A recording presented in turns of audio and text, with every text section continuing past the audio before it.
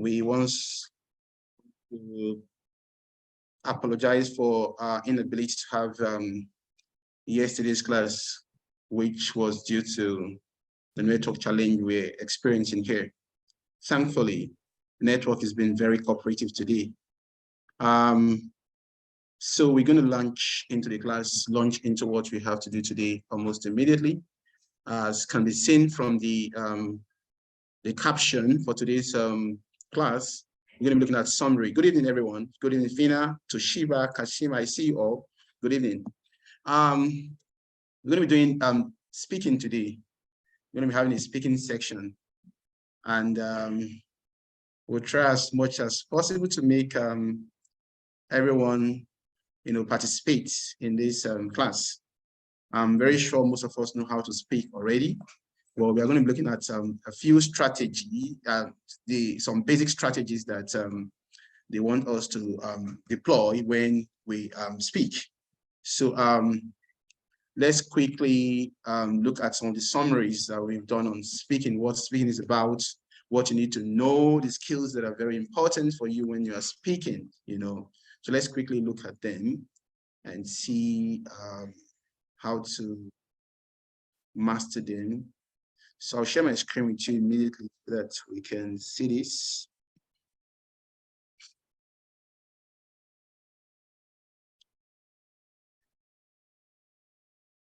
Great. If you can see my screen, please, can you let me know kindly by typing yes on the chat platform? Thank you. Okay, thank you. Okay, brilliant. Thank you very much. Thank you very much. Thank you. We can continue now.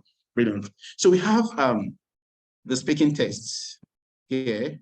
Ielts speaking. So what's Ielts speaking about? What's Ielts speaking about?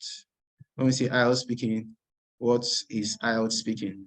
So Ielts speaking is perhaps going to be the first test, maybe the last test you're going to be doing for those of you that are doing pen to paper, like writing your tests, pen to paper, It's likely to be either the first test or the last test if you're doing pen to paper. So they isolate it. You don't do it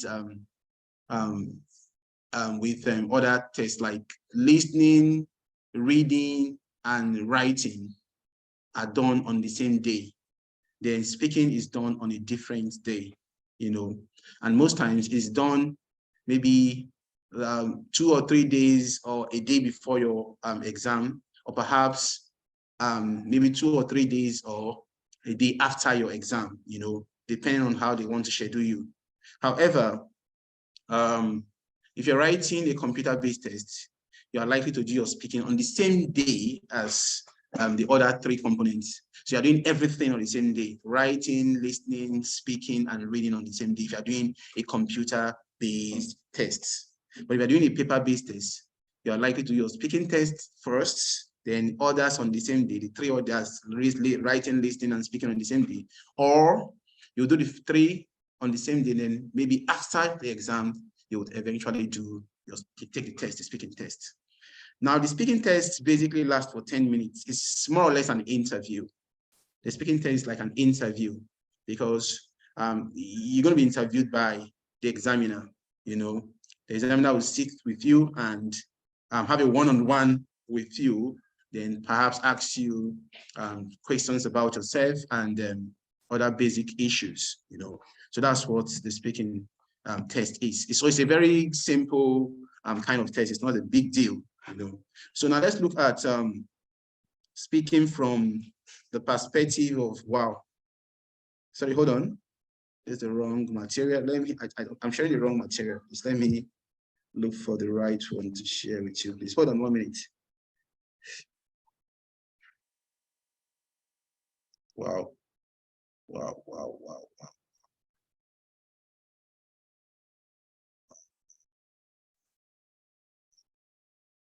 Wow. Okay. So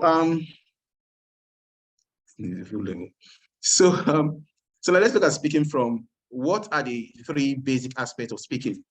What are the 3 basic aspects of speaking? Let me stop sharing. I'm trying to get the material.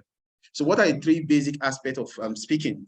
Speaking is divided into three basic aspects. I think some people tell you that it's four aspects, not three. Speaking is, we have section 0, section 1, section 2, and section 3. That should be four. Section 0, section 1, section 2, and section 3. Yeah, so what the section 0 is actually it's not important because at that point, the examiner has not started scoring you. Section 1 is called a dialogue of speaking. Then section 2 is called a monologue, while section 3 is called themes from the monologue. So we are going to be looking at that critically. I'm just trying to just tell you the structure of Ielts speaking. You know, Ielts speaking is structured in one, the first section, which is basically the first section, section 0, which is basically the introduction. You don't do anything there, so the examiner doesn't score you. You know, then the second section is the introductory part where the examiner, you introduce yourself and the examiner asks you questions about yourself, basically. Then the monologue where you be the one to talk alone. Then the themes, the messages from the monologue, which is the last part. You know, so we are going to be looking at that critically. But before we do that, let's look at some of the skills that are important for you to use when you speak. There are some important skills that the examiner wants you to deploy when you speak. Now, remember I said in the last class that speaking and writing have the same characteristics, while reading and listening have the same characteristics. So the basic characteristic of writing is if the examiner is marking your script or evaluating you as a writer, the basic area the examiner watches out for are whether you can achieve your task as a writer, whether your vocabulary range is good, whether you know how to write a cohesive work, you know how to bring your work together, or your work is clear enough, which is coherent. Then your grammar, whether you write grammatically correct sentences and you use different sentence types. That is what the examiner basically watches out for when he marks your writing. Then the same applies to speaking. When you are speaking, the examiner wants to know whether you can use the right, your grammar will be right, you can use grammatically correct sentences. Then the examiner also wants to evaluate your range, the kind of sentence types you're using. The examiner will also want to look at your vocabulary. Are you using the right set of words to describe what you're saying? What you say, do they really express what your intentions really are? That's your vocabulary, that means the words that you use. Then eventually the examiner looks at your task achievement. Are you generating your content that you're generating, are they related to what the examiner asked you or not? So basically, that is what the examiner looks at. So the there's a lot of relationship between writing and what speaking, because both of them are expressive skills. They are expressive skills. You are the one generating your content when you are speaking, and when you are writing, you are also the one generating your content. But when you are listening, you are receiving the content from the examiner, and when you are reading, you're also receiving the content. So the marking criteria for speaking and writing are almost the same. Now, having said that, it's important for you to know that one of the most important thing that you need to have as a speaker is your confidence. You have to be a confident speaker. We used to tell people that if you are speaking, regardless of whether what you are saying is right or wrong, you have to be confident. Say it confidently. Yeah, you have to be confident, because you don't want to present yourself as someone who is not sure of what they are doing. You know, you have to present yourself as a confident person. You know what you are doing. You know, so that the examiner doesn't have a kind of impression about you, you know, that you do not have the quality to deliver because you're not confident. Some people speak very well, but they're not charismatic, they're not confident. So you need a lot of charisma going into speaking, okay? You have to be charismatic, you have to be confident. Then in speaking, apart from being confident, of course, you don't allow fear factor or other element to affect the quality of your speech, because if you Make yourself, if you have a feeling of defeat, like maybe you're scared of the examiner and you position yourself in a very wrong way psychologically, it could affect the quality of delivery. It'll be so funny that the words that common words that you probably will not be able to remember them because you are scared. Your fear has dominated you. So one of the things we say, do not be scared. Do not allow fear affect you, so that you can optimize your space. You can optimize, you can maximize whatever potential you have, like as a speaker, your vocabularies, your sentences, do not allow fear to impede your fluency, whatever knowledge you have, because if you are scared, you can do very well in Ielts speaking, So the examiners are actually they are very good. They would probably make you to feel at home, but do not unsettle yourself by making yourself not to feel at home. Okay, just take charge of the speaking environment, and it takes us to the next level where you have to be a natural speaker. You have to be a natural speaker. Do not speak like someone. Do not speak with a British accent if you do not have one, or do not speak with an American accent or an Australian accent if you do not have one.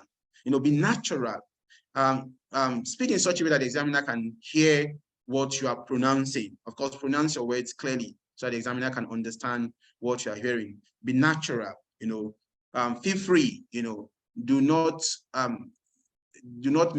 put yourself in a tight position that will make it difficult for you to speak. So assume the examiner is your friend, and just speak with the examiner the way you would ordinarily speak with a friend. That would give you that natural slant, make to be natural when you speak, which the examiner like a lot.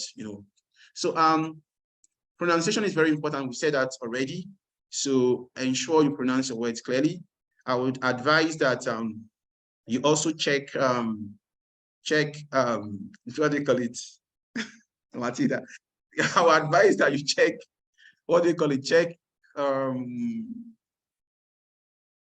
silent consonants. Check silent consonants, because sometimes I think most of us do not obey the rules of silent consonants. We just pronounce the words like that, So be mindful of silent consonants. So that could be one of the assignments you should do. Silent consonants. Like, for example, it's not plumber, it is plumber.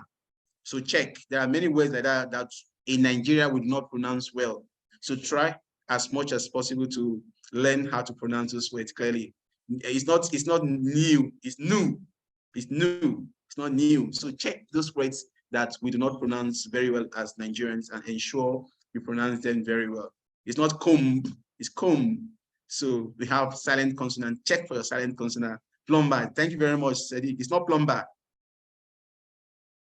So what is silent is the B. Is the B. It's plumber. The B should not be pronounced. It's the consonant that should not be pronounced when you're pronouncing plumber.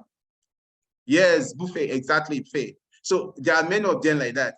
You see, the T is silent. Listen, brilliant. Thank you very much, Matilda. You're doing a nice job already. The T in listen is silent. It's not listening, it's listen. Brilliant. Okay, so do your homework just like Matilda is doing already for us. So pronunciation is actually key. Yes. Thank you. Yeah, Matilda, we know as if you are a speech therapist. Are you? Okay, so let's continue. So yeah, now we've talked about pronunciation. Let's go to another important area. Please listen attentively to this part. It's actually very important, So if the examiner is asking you a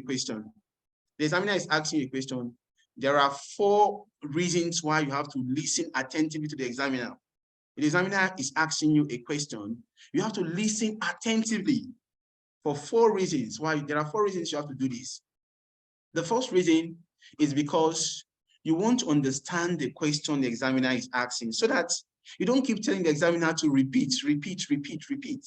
So listen attentively in order for you to understand the entire question, so that when you are producing your content, you produce a content that would generally address all the areas of the examiner's question, and to avoid telling the examiner to repeat his question all the time. We are not saying that it is it's not, you could ask the examiner if you did not understand what the examiner probably said, but avoid asking the examiner all the time to probably repeat what he said or she said, please. So that's why you have to listen attentively. The second reason you have to listen attentively is because you have to know whether the question is a singular question or a plural question, whether the examiner wants you to have to give a singular response or a plural response. Let me give you a good example. The examiner says, what are the festivals? What are the festivals? Or what festivals do you celebrate in your village? What festivals you celebrate in your village? So it means that you should give like more than one festival. You could do two if you like, but it should be more than one, So do not restrict yourself to one. But the examiner says, what is the major festival? It means he wants you to give only one festival, talk about one. So you should listen attentively to be sure of whether your response should be a plural response or a singular response based on whether the question is a singular question or a plural question. I don't know if that's clear, Then the third reason you have to listen attentively to the examiner is because the examiner uses some content words that he wants you to replace. Remember, we talked about vocabulary. The examiner is testing the quality and quantity of your vocabulary. What kind of vocabulary do you use? Are you using good vocabulary or not? I don't know if you understand. So now the examiner is asking you a question, for example, is asking you, where do you think I live?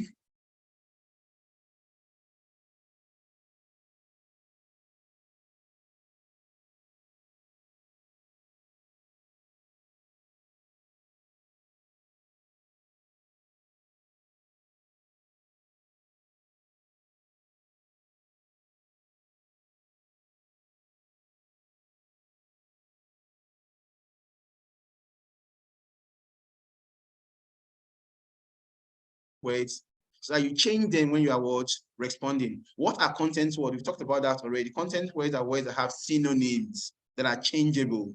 So listen attentively to the examiners. This one go hard, Sadiq. Why are you saying this one go hard? So listen to the examiner's content words and try and change them as much as possible. You have to listen attentively as the examiner is articulating his question. Is it plural or singular? What is its content word? Understand what he's saying in its entirety so you can produce a correspondingly perfect response. Then the last area, which is the fourth reason you should listen carefully to the examiner, is you should be able to know whether the examiner's question is an opinion question or a discussion question. An opinion prompt or a discussion prompt. For example, the examiner is asking, how do you unwind? How do you unwind? So that the examiner is asking you because he wants your opinion on that. It's your personal opinion. But if the examiner is saying that, how do individuals unwind in your area? Or what does society think about something? It is not your personal opinion, it's what society thinks, So it's not asking you. So we have learned that already in our writing, that when the question is an opinion question, you should use your personal opinion to respond using a tone of certainty because it's your opinion. But when the question is a discussion question, you will use a tone of uncertainty to answer, because you are not sure. So when you're talking about everybody, society, it's a discussion question. They're not asking you specifically. So you're not very sure. You're using might, may, could when you're answering. But when they're asking you, then it means they're asking you, you can be certain and, you can authoritatively talk about it. I don't know if you understand. So we mentioned 4 reasons you should listen attentively. 1, you have to listen whether it's an opinion question or a discussion question. So you have to listen attentively because you have to identify the examiner's content words when the examiner is articulating his sentence or his question so that you can change them immediately. Probably, yes. Then we also talked about listening attentively in order for you to know whether you're going to be giving a plural response or a singular response. Then the 4th reason is for you to understand the entire question in order for you to provide an answer that would address all the issues that the examiner raised. I don't know if that's clear. Can we continue? Please give me a yes if everything is flowing well so that we can continue, or not. Brilliant, Henry. Brilliant, brilliant. You know, okay. Okay, thank you very much. Okay, so let's continue. Then we're going to the next part. Still, we're talking about some of the skills that you need to use. We said it is important for you to not to use too many fillers, not to use many fillers. What are fillers? Fillers are like the ums, ems, arms, you know, when you're talking, you use these fillers. So do not use too many of them, even though it is normal for you to use some, because sometimes they make your speech natural. You're not reading from a slide. For crying out loud, you are, generating words, and it's not easy. So even though you are going to be using fillers, do not litter your work, your speech with fillers. Don't have too many fillers in your speech. Even though it's not a taboo for you to, you can use them, but do not use too many of them. So restrict the way you use of fillers as much as possible. Now, the questions are actually not quite easy. The examiner could ask you a question, and they want you to spontaneously produce an answer. They're asking a question. The examiner expects that at the end of his question, then you are producing your answer. So some persons might ask, what about if you do not have an idea of the examiner? You don't have an idea on the subject matter. What are you going to do? Because that could pose, it could affect the quality of the, especially if your fluency, to affect your fluency. But the answer to that question would be that you could give an answer that is related to the question. Your response mustn't be like 100% correct, but in as much as the response you are giving is related to the topic, the examiner would accept it, because they know that this is spontaneous. You don't have much time to think, before you produce your answers. So, and you should know that Ielts speaking is not about what said, it's about how said. Let me repeat this. Ielts speaking is not about what said, it's about how said. So it is about how you are saying the things you are saying, not what you are saying, because they know that you are not an expert in that field. You might not be an expert in the field. Maybe they're asking you a question that has to do with architecture, for example, and you have a very limited knowledge on architecture. So the examiner does not expect you to produce a fantastic response, but say something related to it. And in saying that, you ensure that your grammatical and linguistic element of your speech should be good enough, because that is what the examiner is evaluating.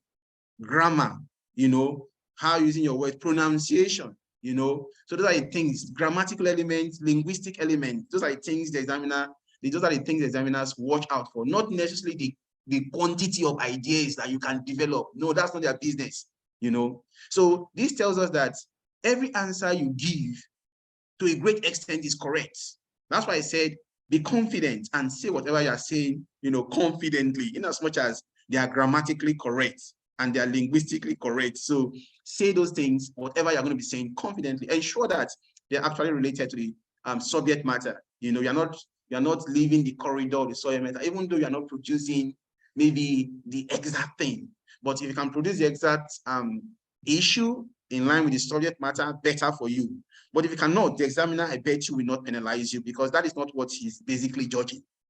The examiner's attention will basically fixed or on what? Will be on your grammatical elements and your linguistic elements, how you apply them. They just have to ask you a question so that you can talk. That's the reason they are having that interaction with you.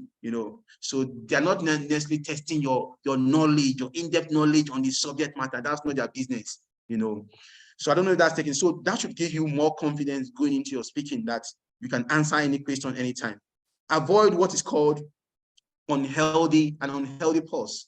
An unhealthy pause is when the examiner asks you a question and you kept quiet for like a long time because you don't know what to, you do not know what to say.